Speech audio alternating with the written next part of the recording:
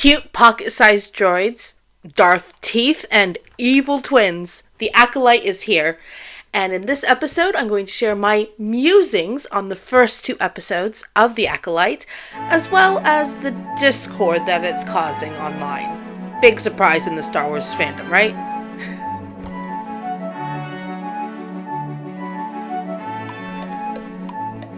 Hello, my name is Naomi, and this is Loth-Cat Musings, where I share my musings on Star Wars and beyond. Okay. I always start like that. It's weird. I need a good intro to get started. We're going to talk about Acolyte today. I've been putting off talking about it and getting this out way longer than I wanted to because, well, lots of reasons. I think part of my hesitation is I'm new at this whole sharing my thoughts in a public forum about a piece of media like Star Wars. I talk about it with my friends all the time, and I realized while I was trying to write a script that I was trying to be Force Center or trying to be What the Force or whatever, but they're their thing and I'm my thing, so I'm just gonna talk and not worry about it too much. I also have been put off a little by the online response to the show, and I do want to address some of those things at the end, but I think it's important that not just the loud, angry voices be heard, but also the just sort of the middle of the road people who just enjoy a show. I don't have anything groundbreaking to say, and I do have some criticisms. It's not all like, oh, it's the best thing ever. I mean, I am enjoying it, I won't lie. But not being put off by all the negativity. It's a bit intimidating. And I've tried to give some of these people the benefit of the doubt on their criticisms and listen to their criticisms, because I think, yeah, it is important to be honest and to say, hey, I don't like this. I don't think everybody has to like everything. I don't. I'm not a huge fan of the sequel movies. I'm not a big fan of Solo. Book of Boba Fett? Book of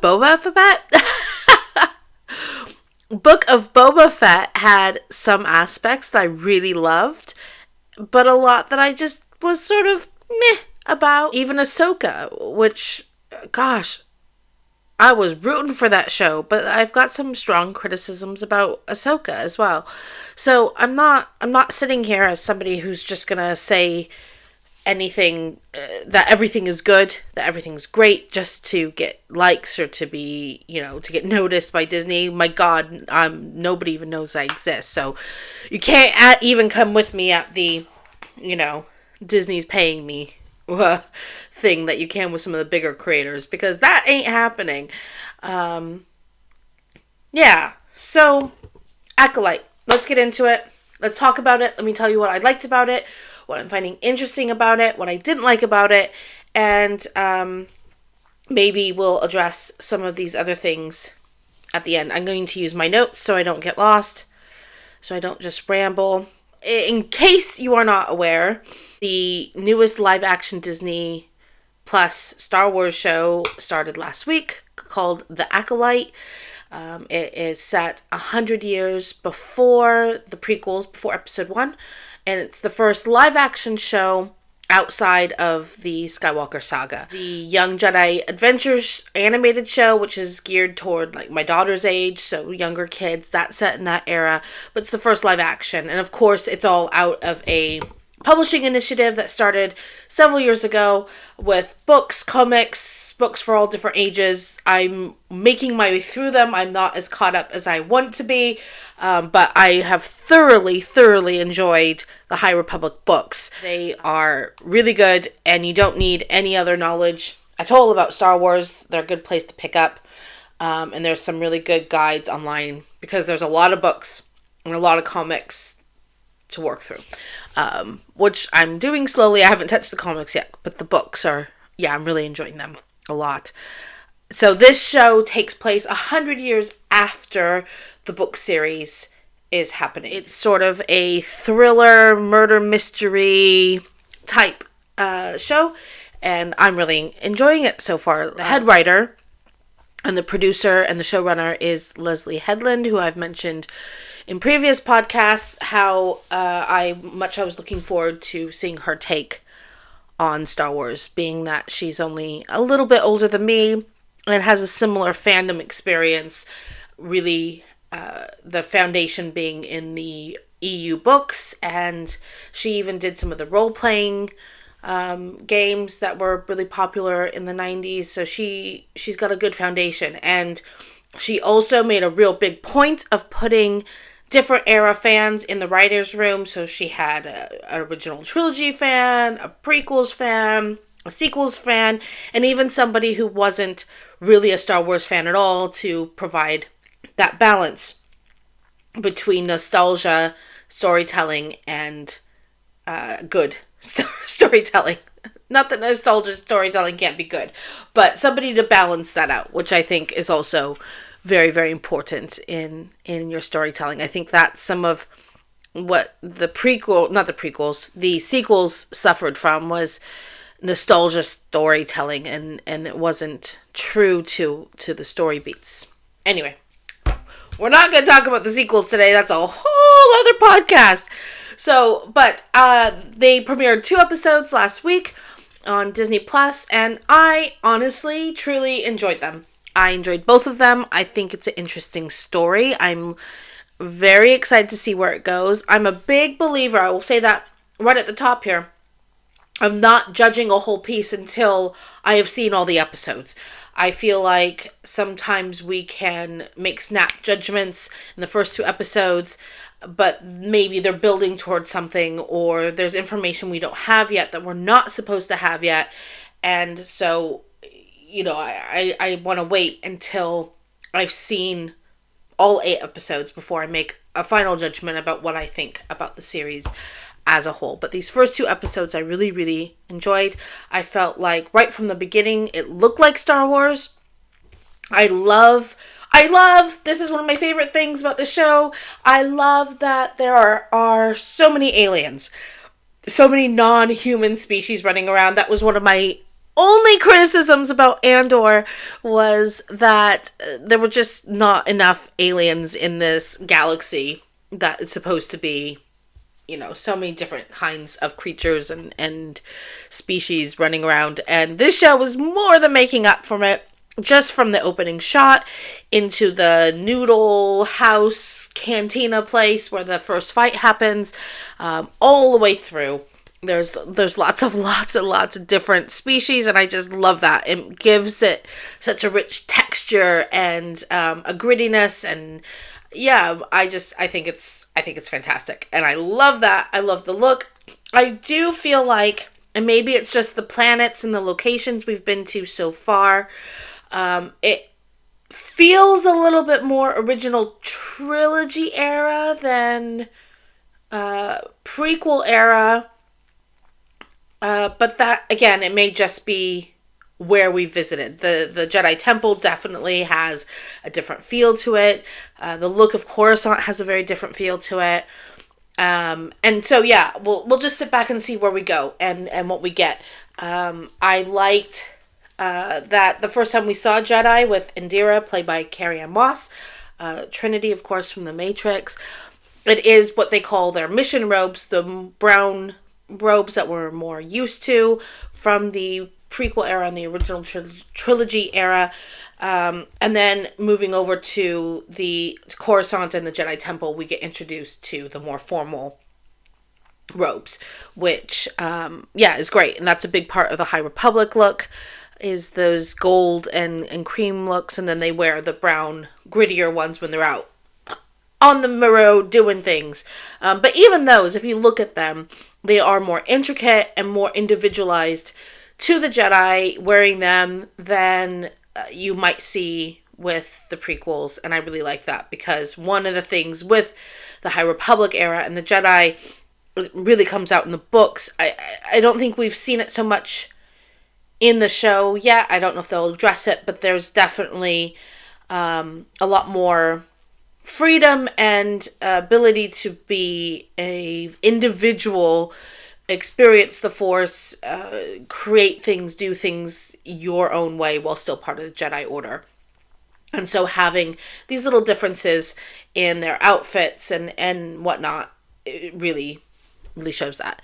So I'm enjoying that. I like the fighting style as well, the more martial arts type fighting. I thought the first fight between May and Master Indira was really good. I mean, by the time I saw it, unfortunately, they used that scene so much in the marketing. That was the scene they showed after Phantom Menace. They showed quite a lot of that in the trailers running up to it. I do feel like, and I know Force Center also talked about this in their breakdown, that the marketing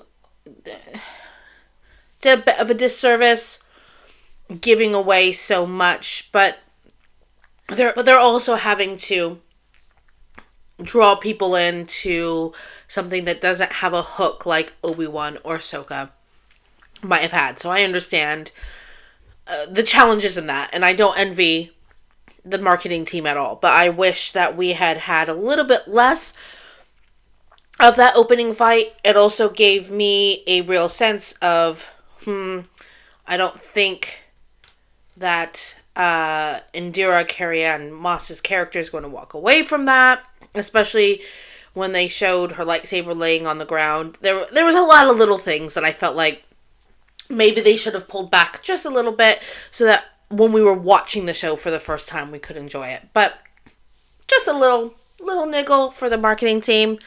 I still enjoyed it, and I thought it was fantastic. The fighting was fantastic. I really like, and also the fight between May and Master Soul in the second episode, I thought really, really good. I like that in the show they're showing that, with the exception of Yord Horde, bless his little socks, pulling a lightsaber is sort of a last resort, not a first resort. And I like that because, again, in the books they talk about a lightsaber is more than just a weapon. In fact, it's almost a weapon last for the Jedi in this era, whereas later on down the line, I feel like it's a weapon first, and then an important weapon, and still a symbol of your relationship with the Force, etc. But I think it's more so that in this era, I don't know, Jedi's less likely to pull it out as a weapon as a first resort, unless you're Yord. I'll talk about Yord in a second. I love the character, and I love where it's going. I'm part of the Yord Horde, but there's been some criticisms on people saying that the Jedi are too quick to use mind tricks, etc. And I went back and rewatched it, and I was like, are they? Are they not? There's only 2 times that the mind trick was used, right? The first one was Yord, and with the Nemoidians, and I don't think he even really used it. He threatened to use it, and then them being the Nemoidians, they're like, oh wait, we'll tell you everything, because they're just scared all the time, and that's within character. But the thing with Yord is I feel like Yord is trying really, really hard to be what he thinks a Jedi is supposed to be. So he's pulling out his lightsaber all the time. He's threatening the mind tricks. I get the feeling from comments made by other characters and from the way he's presenting himself that becoming a Jedi was not easy for him. He had to work harder than maybe some of the other people, maybe even harder than Osha while she was still in. I get that feeling between their relationship together. In the first conversation they have, that he had to work harder, and now he's got what he wanted, and now he is feeling like he has to prove himself to show that he is a Jedi constantly, rather than just being himself and having confidence in his own abilities. He is presenting himself as a Jedi, trying to be a Jedi, rather than just being a Jedi the way Master Soul does and some of the other characters. I think it's going to be an interesting journey for Yord. I hope he gets a good character arc in that he can learn to relax, to embrace who he is and not just try to be this boxed in thing. I know that's something I've struggled with. I say that as someone who has over the years tried to fit myself into the box that I think those around me want me to be in, whether they want that or not. My perceptions of what they wanted is how I shaped myself. And it's quite easy to get caught up in rules and regulations and appearance when that's how you're operating. And so I hope that's one reason I really like Yord.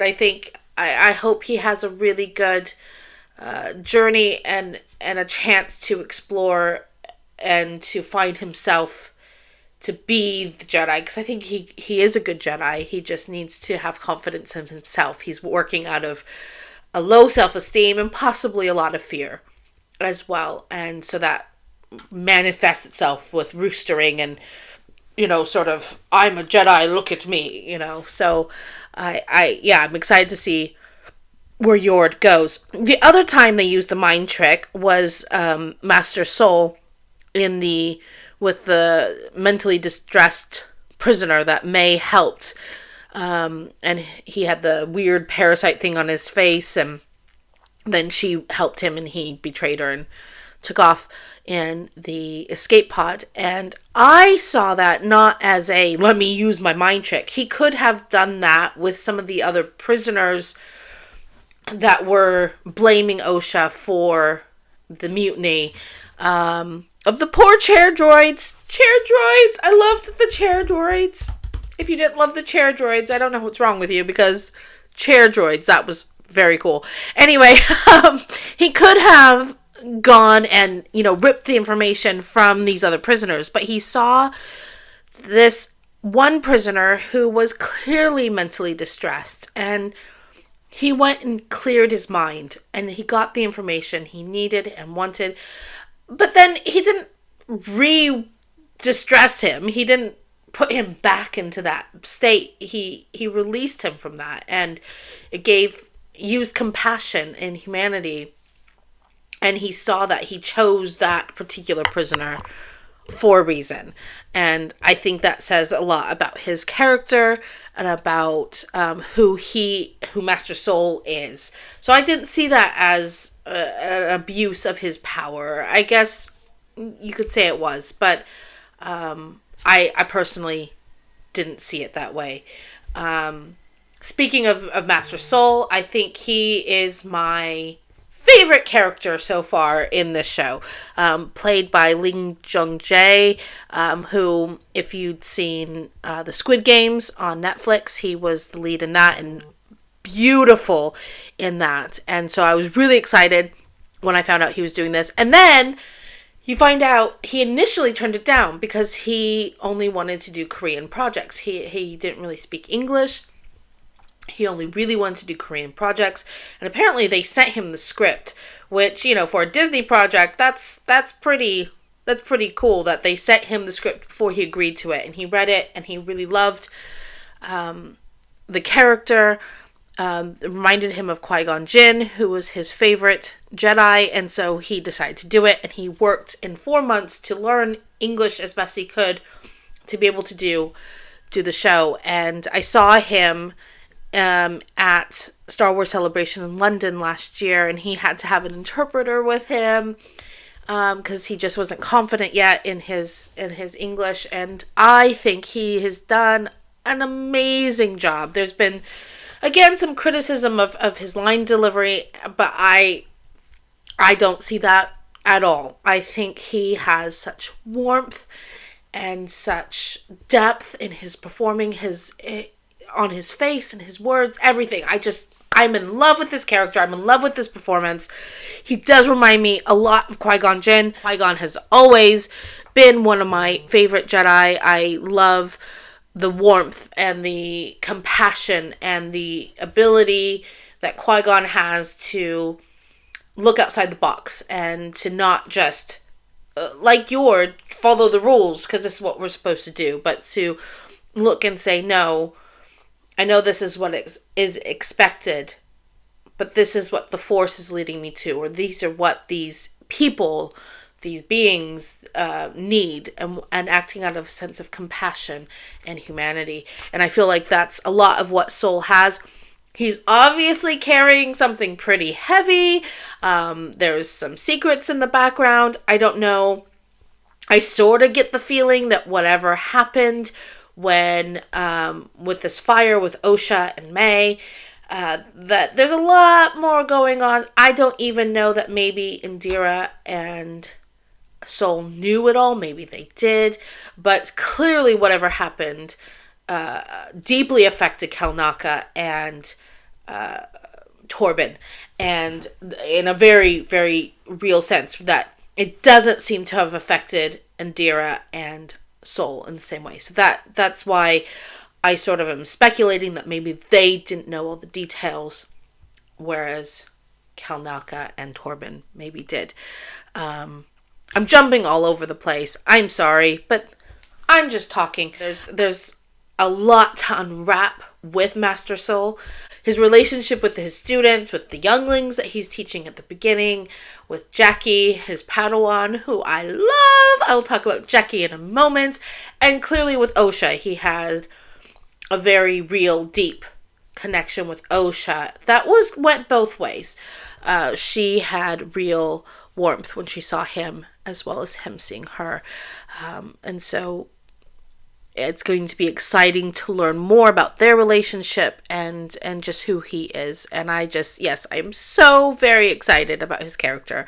And I think the performing is fantastic. And yeah, I'm really, really excited to see where we go from there. Like I said, I love Jackie, his Padawan. I think she's very young, which I like. It's her first time going out on a mission, so that tells you she's a much younger Padawan rather than a more experienced one.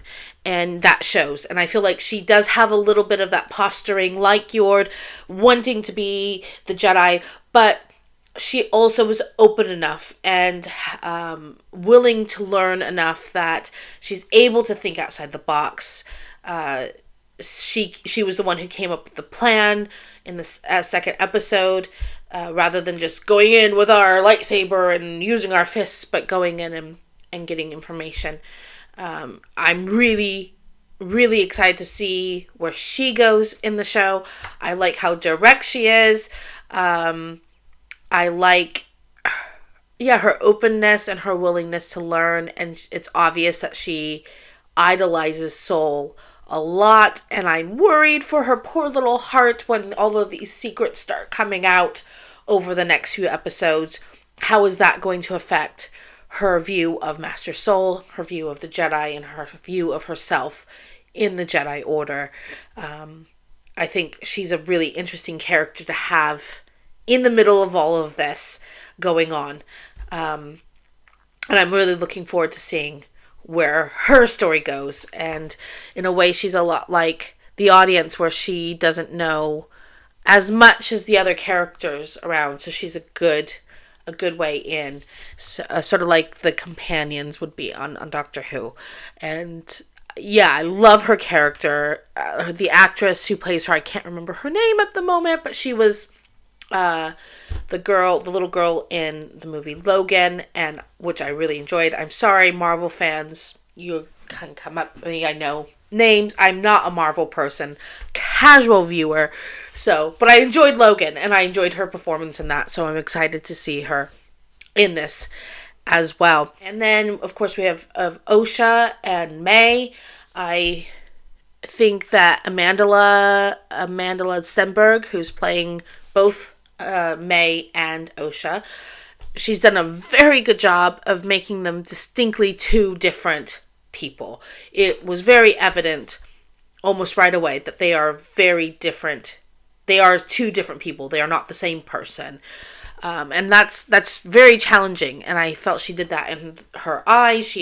Osha has a real lightness and a real light in her eyes, whereas May's much heavier in her line delivery. out of all the performances, I did find Amanda's sort of the most labored. And especially as Osha, I felt that it was just a little bit surfacey. But again, I don't want to put too much judgment on the performance yet because I don't have all the information. I felt the same way about Moses Ingram's performance as Reva in the Obi-Wan Kenobi series after the first episode or so. I was just like, there's just something not sitting right with me about her performance.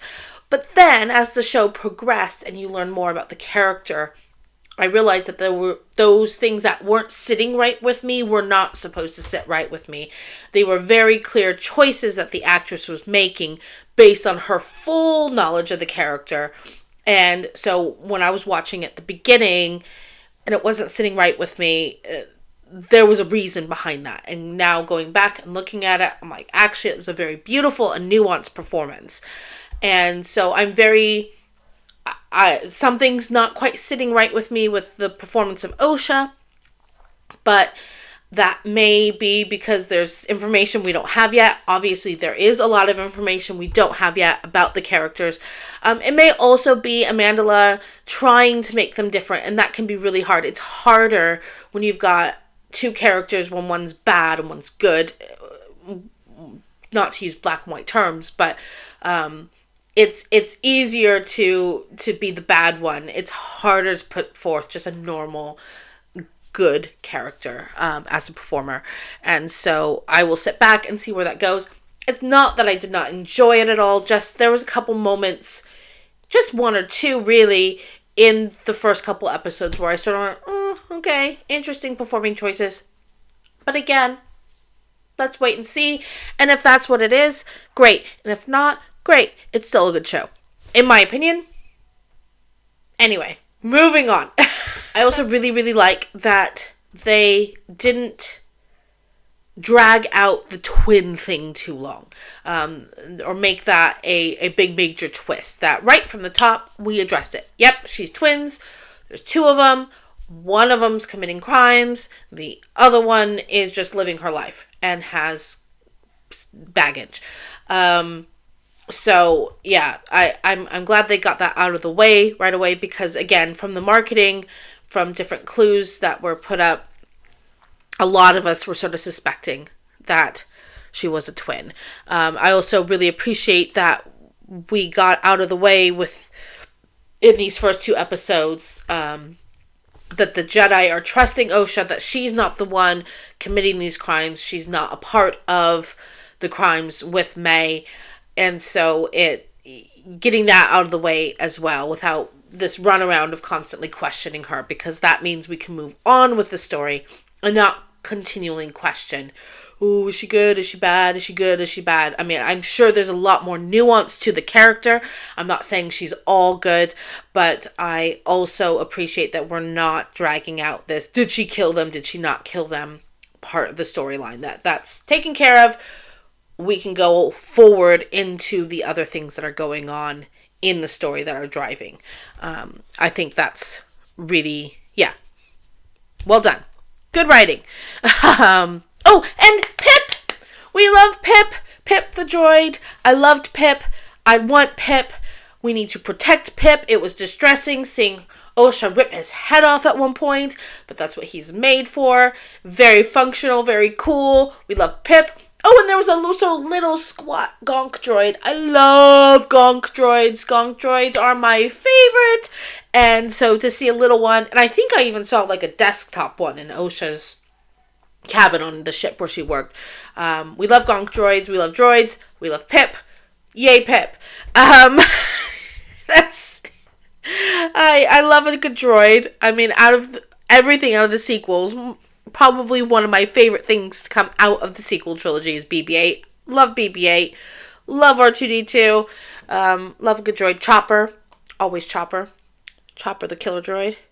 Oh, and Manny Jacinto. Mwah.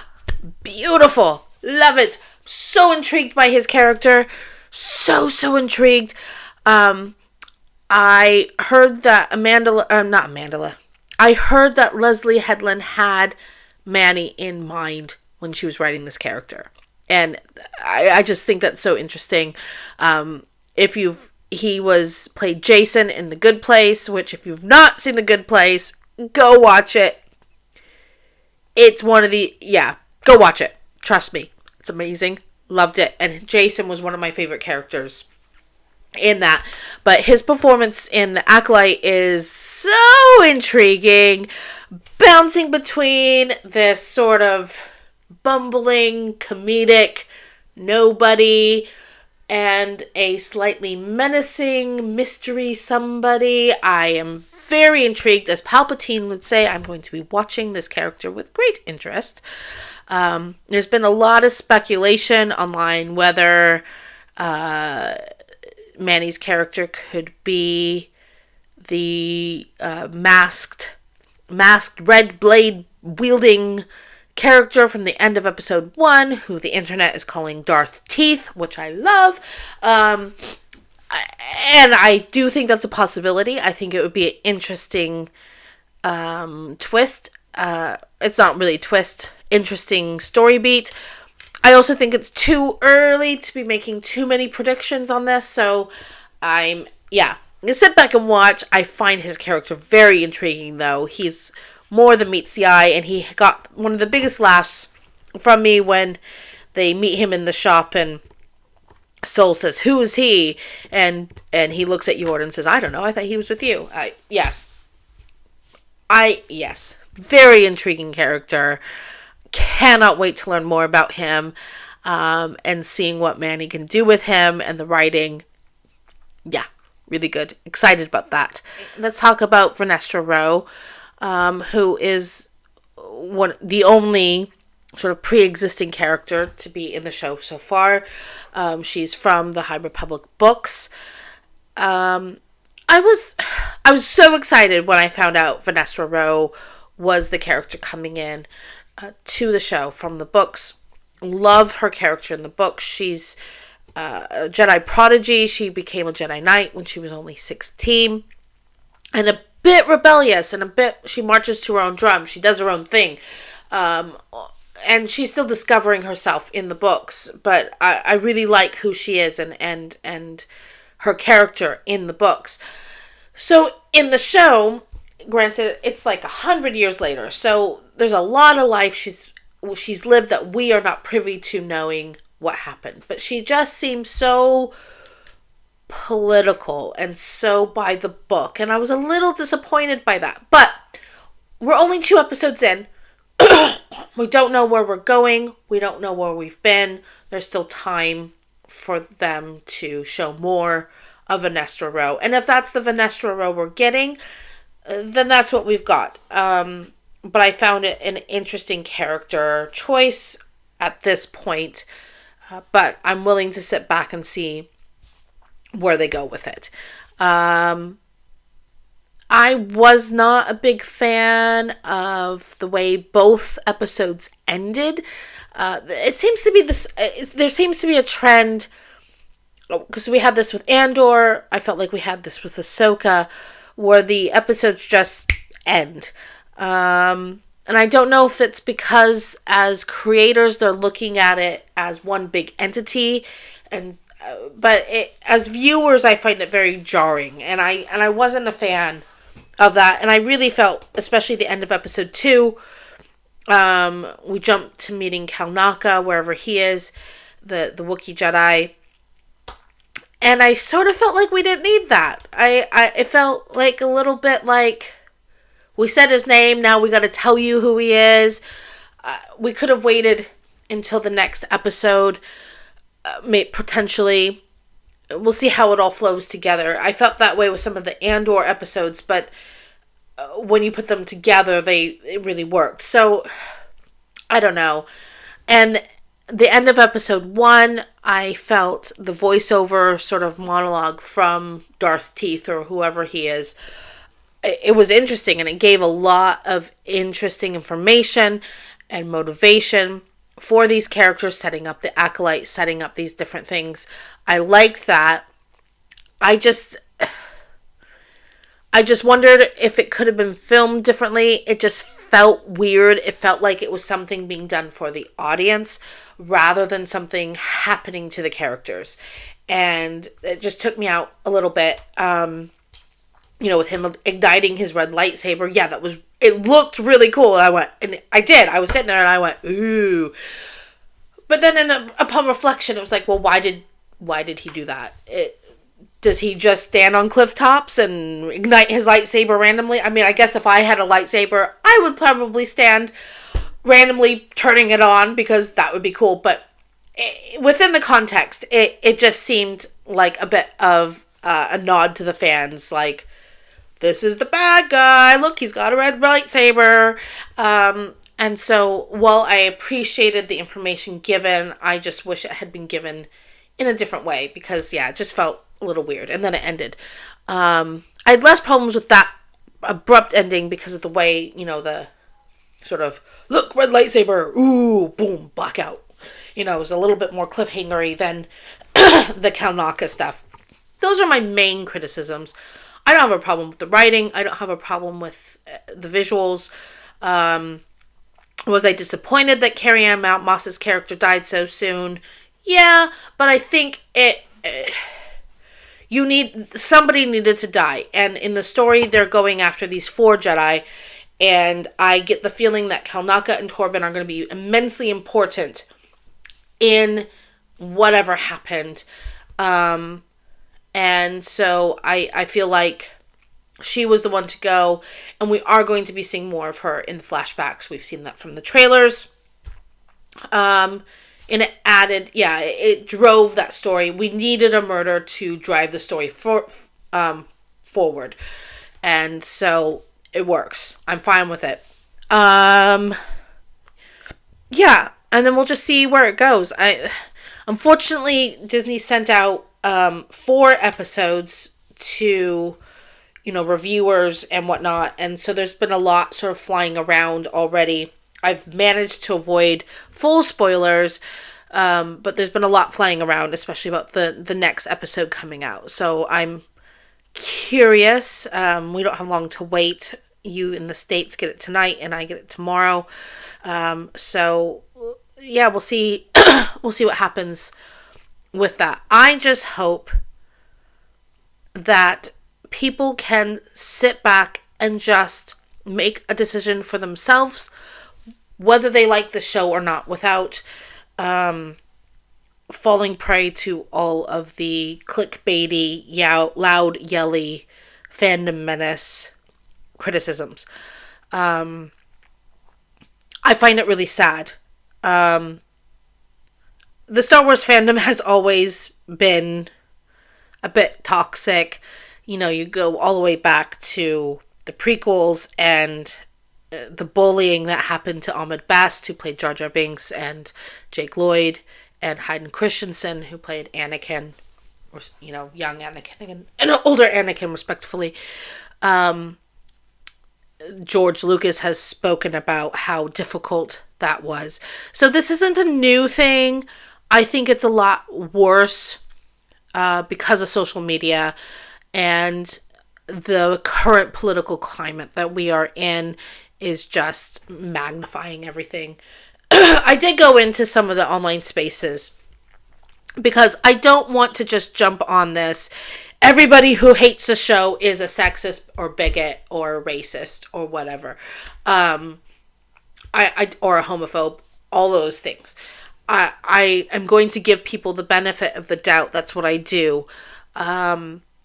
And so I did. I went into some of the spaces where people were yelling about how woke the show is, how horrible, it's the worst thing to ever happen with Star Wars, blah, blah, blah. And I asked them what they meant by it.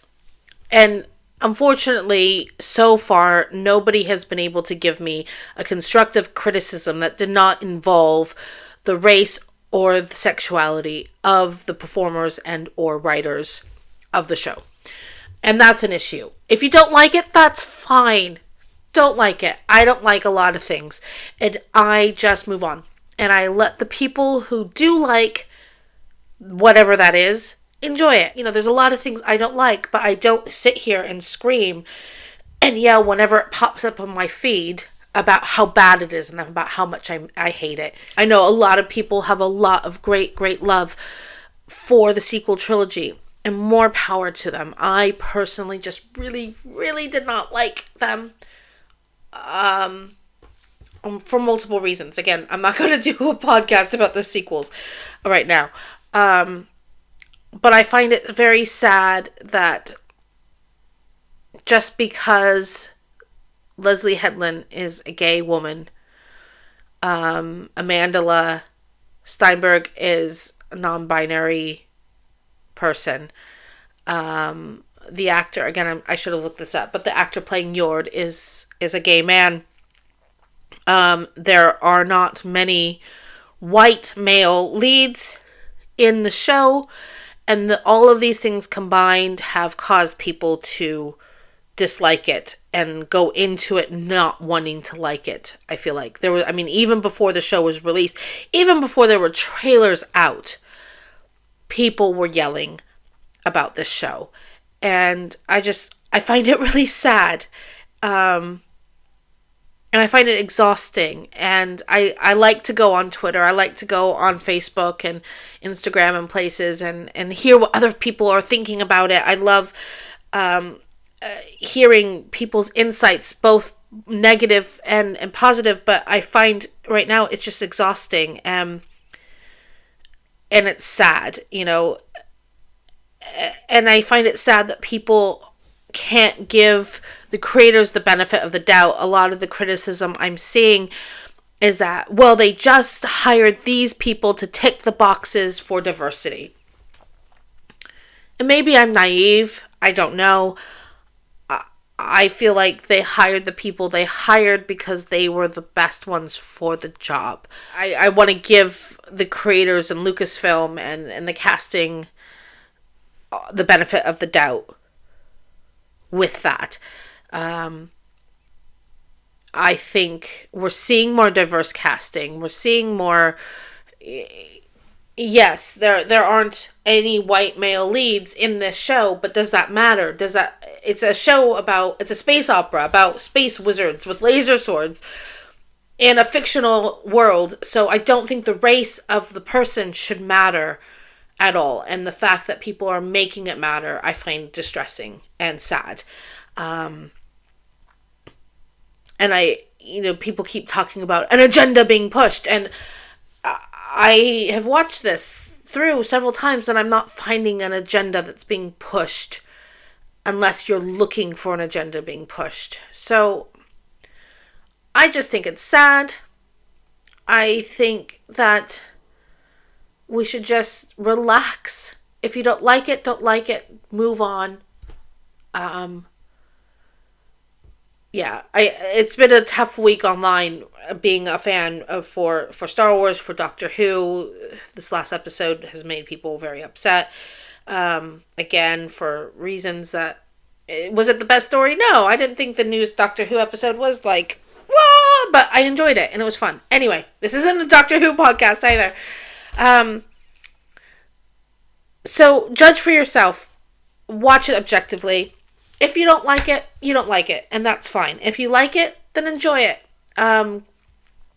And there's a lot of people, a lot of spaces online to discuss that without being yelled at all the time. So, and I don't really care about reviews. I don't really care about viewing numbers. If I like it, I'm going to watch it, regardless of whether anybody else is watching it or not. So, that's my 2 cents. I don't think I've said things very eloquently. I just wish that people could enjoy what they can enjoy without, all of the yelling and screaming and hate that's going on. And, people are upset because Lucasfilm has been calling out people for being racist and being sexist and being homophobic. And they feel like they're being attacked, but they're also making a lot of racist and sexist comments. So, I don't know. If you've got a different view on this, I'm more than happy to chat with you about it, but I don't want to get into a big debate and a big fight. That's not who I am. I just want to sit back and enjoy Star Wars and have fun. And so that's just me. Yeah, so if you have seen The Acolyte, I'd love to hear what your thoughts are. What parts spoke to you? What are you looking forward to seeing? This has been a little bit all over the place just because I just wanted to get this out here because I didn't want to lose momentum and I was feeling intimidated and major imposter syndrome.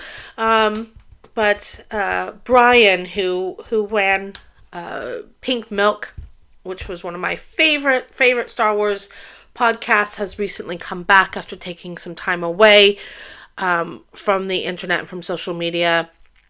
And that just really, one thing I love about Brian's take on Star Wars is he just talks about it the way he views it from his point of view. And so, that inspired me that this is why I started this, to talk about things from my point of view and not to try to be somebody else. And so thank you, Brian. Check out his podcast. He's now Space Daddy Brian. I'll link him below. Really great. Love him. Love his commentary. And I'm looking forward to seeing what he does moving forward.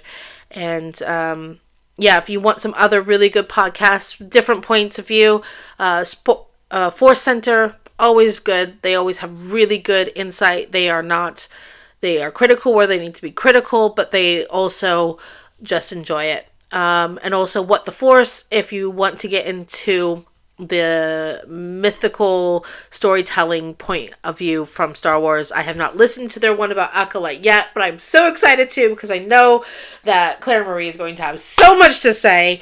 I love listening to her podcast. It's one of my favorites. And of course, I also really recommend Star Wars Explained. And there's a lot of other ones. These are just the ones I go to first. I'll try to recommend some others next time. But thank you so much for listening, for being here. If you got to the end, well done. And I'm looking forward to more Acolyte tonight, if you're in the States, you lucky people, you. And we'll see where it goes. And we'll see how this develops. I'm really, really looking forward to seeing where they go and what they're doing. If you like this, please feel free to share it on your own social media and subscribe wherever you are watching or listening. And thank you for listening to my musings, and I hope to see you again soon.